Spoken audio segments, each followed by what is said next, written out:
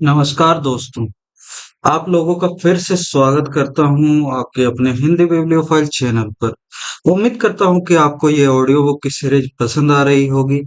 आपको ये सीरीज पसंद आ रही है या नहीं, इसकी जानकारी आप इस वीडियो में लाइक और कमेंट करके बता सकते हैं। और हाँ, आप हमें ये भी बता सकते हैं कमेंट में कि आपको अगली ऑडियो बुक किस पुस्तक की चाहिए। सॉरी। और आप लोगों को शुक्रिया भी करता हूँ कि आपने हमें इतना प्यार और सपोर्ट दिया। और उन सबों को तहे दिल से शुक्रिया करता हूँ जिन्होंने उस समय सपोर्ट दिखाया जब मेरे चैनल पर कॉपीराइट स्ट्राइक पड़ा था और कुछ ऑडियो बुक्स को तो यूट्यूब से रिमूव भी कर दिया गया था। उन लोगों को तहे दिल से शुक्रिया करता हूँ। और हाँ, आप हमें हमारे अगले अचीवमेंट के लिए सपोर्ट करें जो कि है 500 सब्सक्राइबर्स का। और हमें उम्मीद है कि आप इसमें मदद जरूर करेंगे।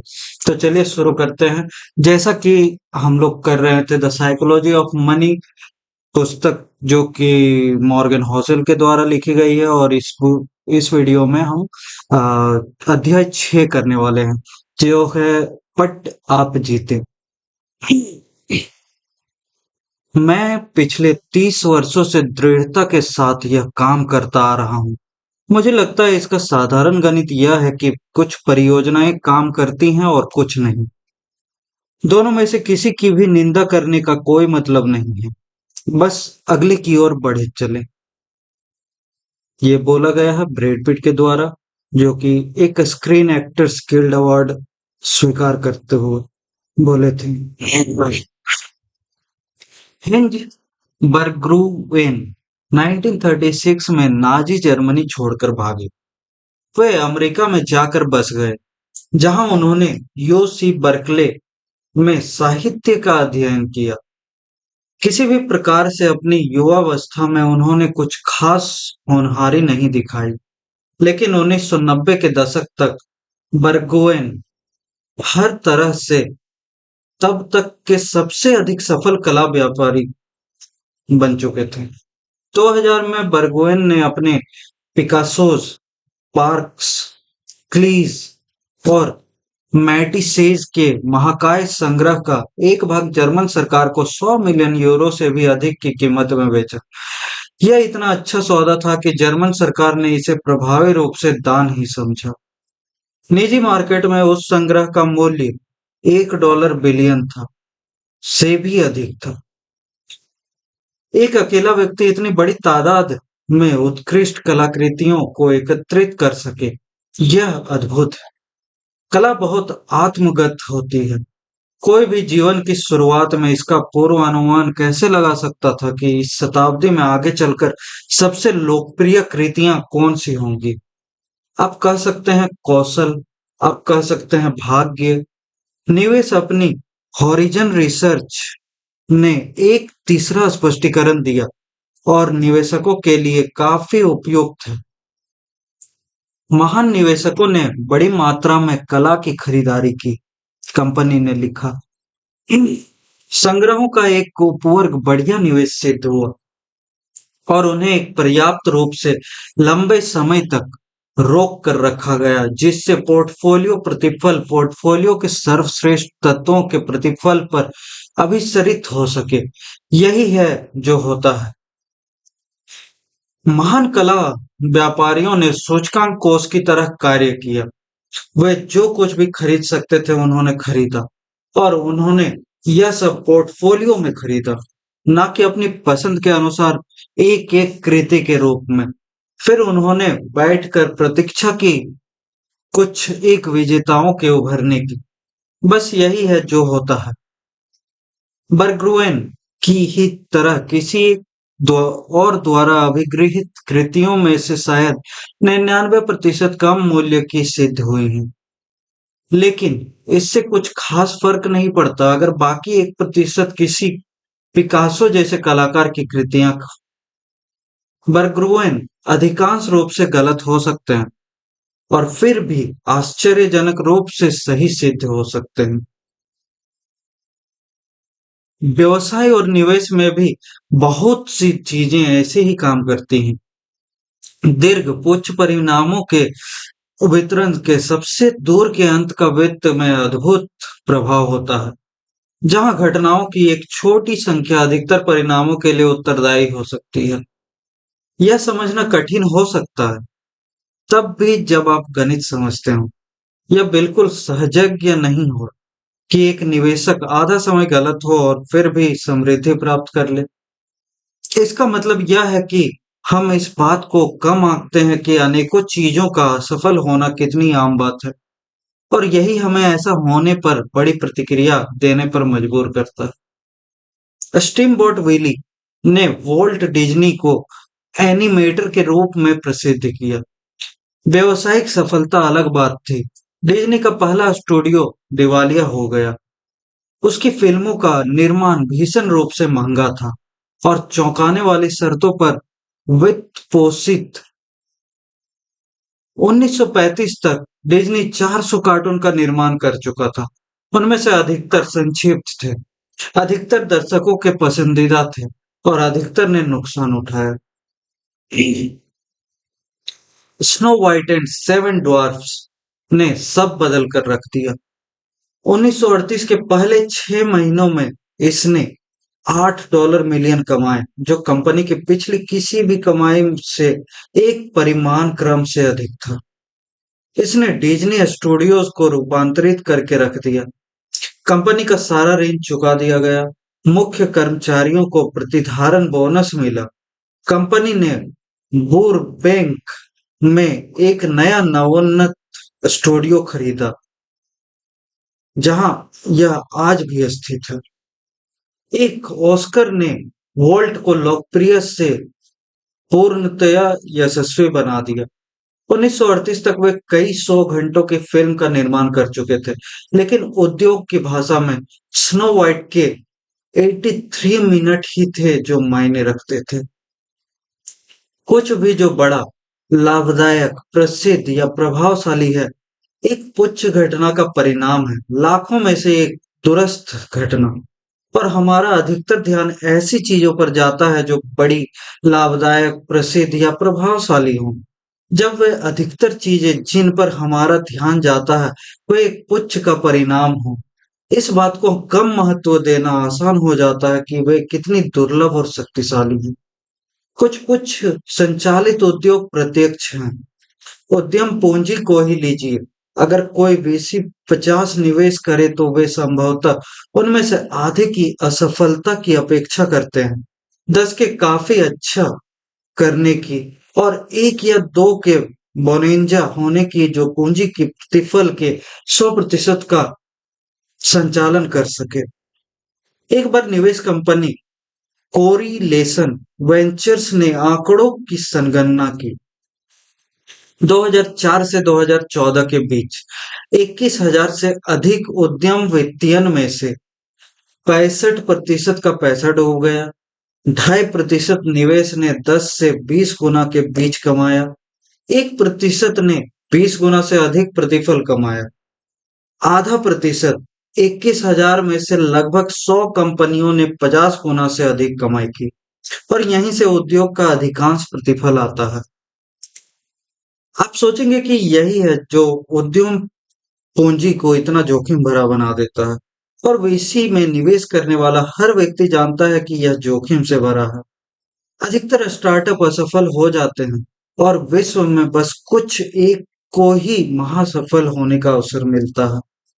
यदि आपको अधिक सुरक्षित, पूर्वानुमेयी और अधिक स्थिर प्रतिफल चाहिए, तो आपको बड़ी सार्वजनिक कंपनियों में निवेश करना होगा। ऐसा ही आप सोचते होंगे। याद रखिए, पुच्छ से ही सब संचालित होता है। बड़े सार्वजनिक स्टॉक में समय के अंतराल में सफलता का वितरण उद्यम पूंजी से ज्यादा अलग नहीं है। अधिकतर सार्वजनिक कंपनियां बेकार हैं, कुछ अच्छा करती हैं और कुछ ही थोड़ा अद्भुत विजेता बन पाती हैं, जिनके हाथ में स्टॉक मार्केट का अधिकांश प्रतिफल होता है। जेपी मॉर्गन एसेट मैनेजमेंट ने एक बार रसेल 3000 सूचकांक के लिए प्रतिफल का वितरण प्रकाशित किया, जो 1980 से सार्वजनिक कंपनियों का एक बड़ा विस्तृत समूह है। रसेल के सभी 3000 स्टॉक घटकों में से 40% ने कम से कम अपना 70% मूल्य गंवा दिया और इस अवधि में कभी उभर नहीं पाए। प्रभावी रूप से सूचकांक का कुल प्रतिशत 7% घटक कंपनियों से आया जिन्होंने लगभग 2 मानक विचलन से बेहतर प्रदर्शन किया। ऐसी अपेक्षा आप शायद उद्यम पूंजी से करेंगे, लेकिन यह एक अरुचिकर विविध सूचकांक में घटा। सार्वजनिक कंपनियों के इस वर्चस्व से कोई भी उद्योग बचा नहीं। आधे से ज्यादा सार्वजनिक प्रौद्योगिकी एवं टेलीकॉम कंपनियां अपना अधिकतर मूल्य खो देती हैं और फिर उभर नहीं पाती। यहाँ तक कि जनोपयोगी सेवा संस्थानों में भी असफलता की दर 10 में से 1 से अधिक है। यहाँ पर दिलचस्प बात यह है कि आपको एक सार्वजनिक कंपनी और रसेल 3000 का सदस्य बनने के लिए सफलता का एक स्तर प्राप्त करना होगा।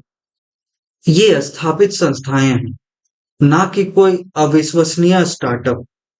फिर भी अधिकतर का जीवन काल वर्षों में मापा जाता है, ना कि पीढ़ियों।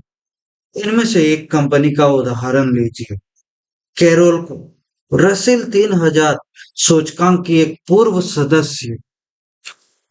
इसने 1980 और 90 के दशकों की कुछ सबसे बड़ी फिल्मों का निर्माण किया, जिसमें रैम्बो की पहली 3 फिल्में, टर्मिनेटर 2, बेसिक इंस्टिंक्ट और टोटल रिकॉल शामिल है। कैरोल को 1987 में सार्वजनिक हो गई। उसे बहुत सफलता मिली और उसने एक के बाद एक हिट फिल्में दी। 1991 में कैरोल्को ने $500 बिलियन का मुनाफा किया, $400 मिलियन के मार्केट कैप के साथ, जो उस समय में बड़ी राशि थी, खासकर एक फिल्म स्टूडियो के लिए। और फिर वो असफल हो गई। ब्लॉकबस्टर फिल्में आनी बंद हो गई, कुछ बड़े बजट के प्रोजेक्ट असफल हो गए और 1990 के दशक के बीच तक पहुंचते पहुंचते कैरोल को बीता कल बन चुकी थी। 1996 में यह कंपनी दिवालिया हो गई, स्टॉक शून्य पर चला गया और बात खत्म।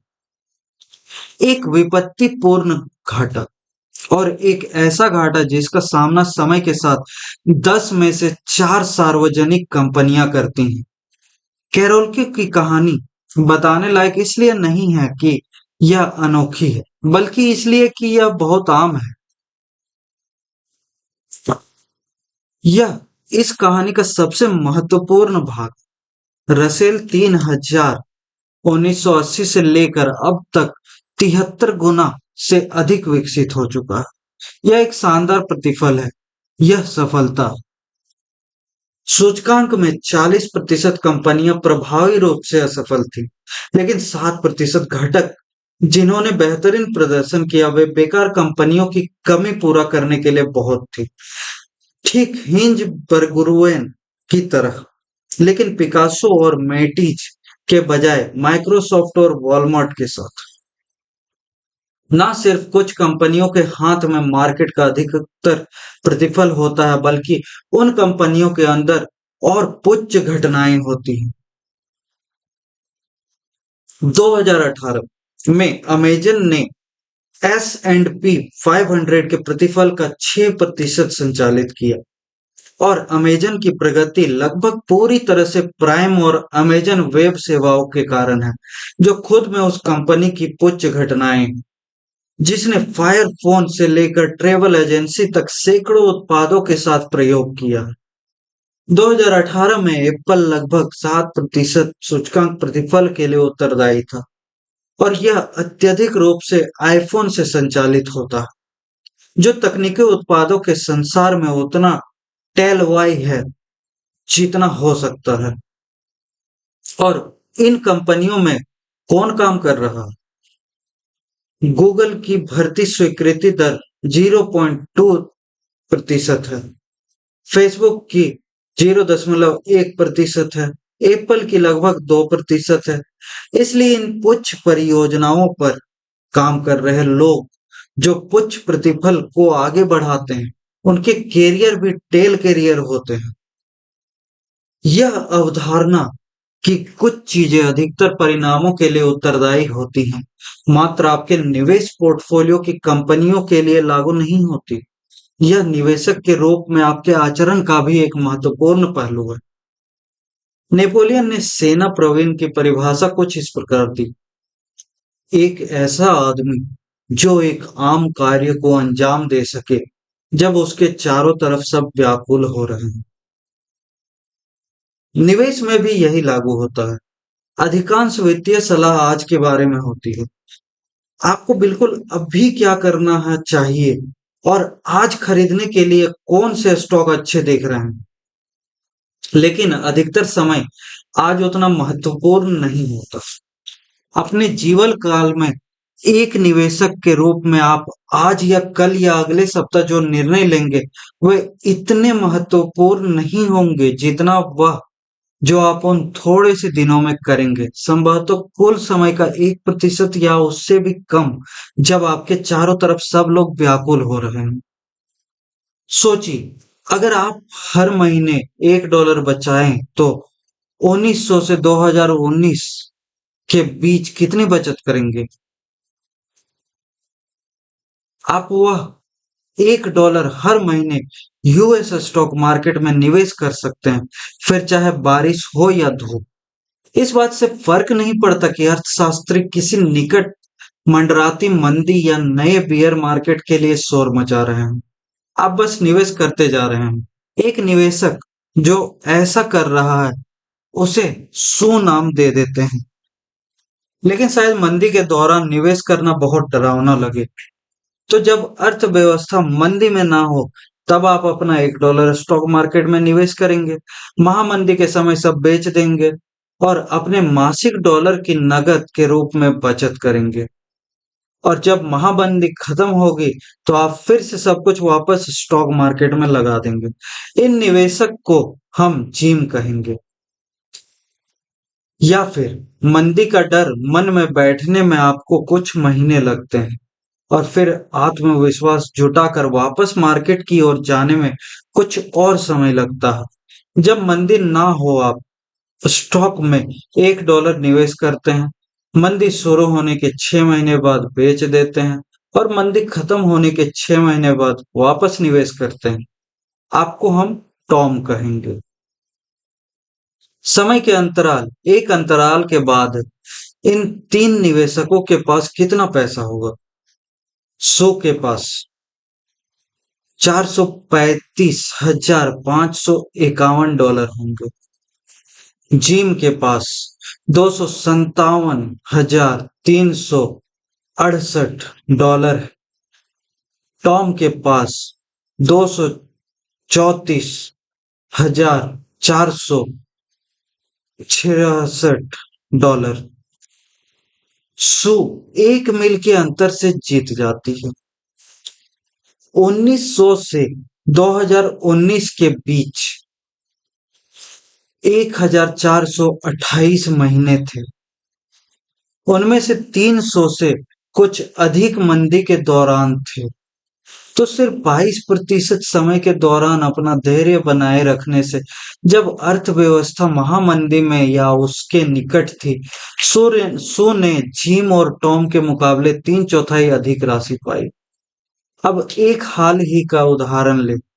देर 2008 या शुरुआती 2009 के कुछ महीनों में एक निवेशक के रूप में आपका जैसा आचरण रहा, वह आपके आजीवन प्रतिफल को अधिक प्रभावित करेगा उस सब की तुलना में जो आपने 2000 से 2008 तक किया। विमान चालकों पर एक पुराना चुटकुला है कि उनका काम घंटे दर घंटे बोरियत का है, बस बीच में सरासर दहशत के कुछ लम्हों के अलावा। निवेश में भी ठीक ऐसा ही होता है। एक निवेशक के रूप में आपकी सफलता इस बात से निर्धारित होगी कि आप बीच में आने वाले उन दहशत के लम्हों में कैसे प्रत्युत्तर देते हैं, ना कि गाड़ी को नियंत्रण में रखने के लिए बिताए वर्षों से। एक प्रतिभावान निवेशक वह पुरुष या महिला है जो उस समय में औसत कार्य कर सके जब उसके चारों तरफ सब व्याकुल हुए जा रहे हैं। सारा संचालन पुच्छ के द्वारा ही होता है। जब आप यह मान लेते हैं कि व्यवसाय, निवेश और वित्त में सब संचालन पुच्छ द्वारा ही होता है, आप समझ जाते हैं कि बहुत सी चीजों का गलत हो जाना, टूटना, असफल होना या गिरना सामान्य बात है। यदि आप स्टॉक अच्छी तरह चुनना जानते हैं, शायद आप आधी बार ठीक होंगे। यदि आप एक अच्छे अग्रणी व्यवसायी हैं, तो शायद आपके आधे उत्पाद और कार्यनीतियां काम करेंगे। यदि आप एक अच्छे निवेशक हैं, तो आपके अधिकतर वर्ष बस ठीक-ठाक होंगे और बहुत से खराब होंगे। यदि आप एक अच्छे कर्मी हैं, तो आप कई प्रयासों और आजमाइशों के बाद सही क्षेत्र में, सही कंपनी में स्थान प्राप्त कर लेंगे और वह तब अगर आप अच्छे हों। पीटर लिंच हमारे समय के सर्वश्रेष्ठ निवेशकों में से एक है। अगर आप इस व्यवसाय में शानदार हैं, तो आप 10 में से 6 बार सही होंगे। उन्होंने एक बार कहा था, कुछ ऐसे क्षेत्र हैं जहां आपको हर बार निपुण होना आवश्यक है। उदाहरण के लिए विमान उड़ाना। और फिर ऐसे भी क्षेत्र हैं जहां आपको कम से कम हर बार काफी अच्छा होना जरूरी है। जैसे एक रेस्तरां का बावर्ची। निवेश, व्यवसाय और वित्त इन क्षेत्रों की तरह नहीं है। एक ऐसी बात जो मैंने निवेशकों और उद्योगपतियों से सीखी है, वह यह है कि कोई भी हमेशा अच्छे निर्णय नहीं लेता। सबसे प्रभावशाली व्यक्ति ऐसी खराब योजनाओं से भरे होते हैं जिन पर वे प्रायः अमल भी कर बैठते हैं। अमेज़न को ही लीजिए। यह सोचना बिल्कुल सहजज्ञ नहीं है कि किसी बड़ी कंपनी में एक असफल प्रोडक्ट लॉन्च सामान्य और ठीक होगा। स्वभावतः आप सोचेंगे कि सीईओ को शेयरधारकों से माफी मांगनी चाहिए, लेकिन सीईओ जेफ बेजोस ने कंपनी के फायर फोन के दुर्भाग्यपूर्ण लॉन्च के कुछ ही देर बाद कहा, अगर आप सोचते हैं कि यह एक बड़ी असफलता है, हम फिलहाल इससे भी बड़ी कई असफलताओं पर काम कर रहे हैं। मैं मजाक नहीं कर रहा हूँ। इनमें से कुछ ऐसे भी हैं जिनके सामने फायर फोन एक छोटे ब्लिप जैसे नजर आएगा। अमेज़न के लिए फायर फोन पर इतना घाटा ठीक है, क्योंकि इसका भुगतान अमेज़न वेब सर्विसेज जैसी किसी सेवा से हो जाएगा, जिससे खरबों डॉलर की आय होती है। पुच्छ द्वारा किया गया बचाव। नेटफ्लिक्स सीईओ रीड हेस्टिंग्स ने एक बार घोषित किया कि उनकी कंपनी कई बड़े बजट के प्रोडक्शन रद्द कर रही है। उन्होंने कहा, हमारा हिट अनुपात फिलहाल बहुत ज्यादा है। मैं हमेशा कंटेंट टीम को ताकीद करता रहता हूँ, हमें और जोखिम उठाना होगा। आपको असाधारण चीजें करनी चाहिए, क्योंकि कुल मिलाकर हमारा कैंसिल रेट ज्यादा होना चाहिए। यह ना तो भ्रम है और ना ही उत्तरदायित्व की हार। यह इस बात की बुद्धिमत्तापूर्ण अभिस्वीकृति है कि किस प्रकार पुच्छ द्वारा सफलता का संचालन होता है। हर अमेजन प्राइम या orange is the new black के लिए आप निश्चय ही जानते हैं कि कुछ असफलताएं भी झेलनी होंगी।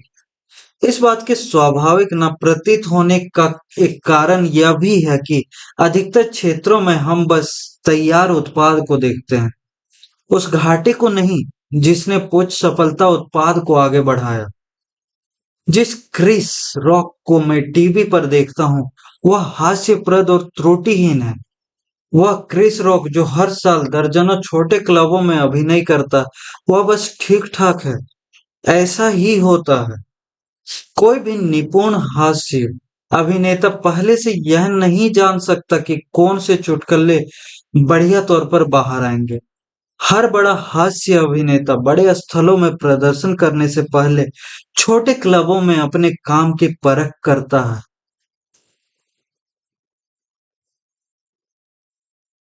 रॉक से एक बार पूछा गया कि क्या वे छोटे क्लबों की कमी महसूस करते हैं। उन्होंने जवाब दिया, जब मैं कोई दौरा शुरू करता हूँ, ऐसा नहीं कि मैं सीधे अखाड़े में उतर जाता हूँ। इस पिछले दौरे से पहले मैंने न्यू ब्रंसविक में स्ट्रेस फैक्ट्री नाम की एक जगह में प्रदर्शन किया। दौरे के लिए तैयार होने के लिए मैंने लगभग 40 से 50 शो। एक समाचार पत्र ने इन छोटे क्लबों के सत्रों को प्रकाशित किया।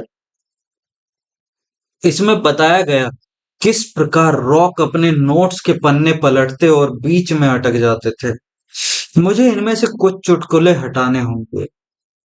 उन्हें प्रहसन के बीचों बीच कहा।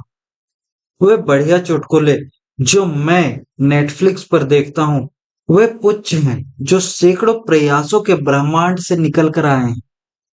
निवेश में भी कुछ ऐसा ही होता है। वॉरेन बफेट की कुल संपत्ति या औसत वार्षिक प्रतिफल जानना आसान है, या फिर उनके सर्वश्रेष्ठ सबसे उल्लेखनीय निवेश। वे खुले तौर पर उपलब्ध हैं और उन्हीं के बारे में लोग बात भी करते हैं। हर वह निवेश जो उन्होंने अपने करियर में किया, उसका हिसाब लगाना बहुत कठिन है। कोई भी बेकार चयन, खराब व्यवसाय और बुरे अर्जन के बारे में बात नहीं करता, लेकिन वे बफेट की कहानी का एक बड़ा हिस्सा है। वे पुच्छ संचालित प्रतिफल का दूसरा छोर हैं। 2013 में बर्कशायर हैथवे शेयर होल्डर सभा में वॉरेन बफेट ने बताया कि उन्होंने अपने जीवन में 400 से 500 स्टॉक रखे, लेकिन उनमें से सिर्फ 4 पर ही अपना अधिकतर पैसा कमाया।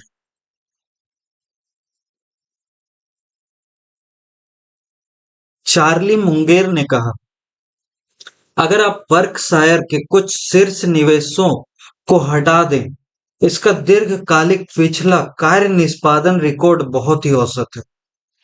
जब हम किसी प्रेरणा स्रोत व्यक्ति की सफलताओं पर खास ध्यान देते हैं, तो हम यह नजरअंदाज कर देते हैं कि उनकी सफलताएं उनके कार्यों के एक छोटे प्रतिशत के कारण हैं। इस कारण हम अपनी खुद की असफलताओं, हानियों और विघ्नों के चलते ऐसा अनुभव करने लगते हैं कि हम कुछ गलत कर रहे हैं। लेकिन यह संभव है कि हम गलत हों या फिर लगभग सही, जैसा कि अक्सर विशेषज्ञ होते हैं। हो सकता है कि जब वे सही थे तो अधिक सही रहे हों, लेकिन यह भी संभव है कि वे उतनी ही बार गलत भी रहे हों जितना कि आप। यह महत्वपूर्ण नहीं है कि आप सही हैं या गलत, जॉर्ज सोरोस ने एक बार कहा था, बल्कि महत्वपूर्ण यह है कि जब आप सही हैं तो आप कितना धन कमा रहे हैं, और जब गलत हैं तो कितना नुकसान उठा रहे हैं। आप आधे से ज्यादा बार गलत हो सकते हैं और फिर भी समृद्धि प्राप्त कर सकते हैं। हमारी आकाशगंगा में 100 बिलियन ग्रह हैं, और जितना हम जानते हैं, सिर्फ एक पर ही बुद्धिमत्तापूर्ण जीवन मौजूद है। यह तथ्य कि आप यह किताब पढ़ रहे हैं, या उस सबसे लंबी पुच्छ का परिणाम है जिसकी आप कल्पना कर सकते हैं, और यह एक खुश होने की बात है।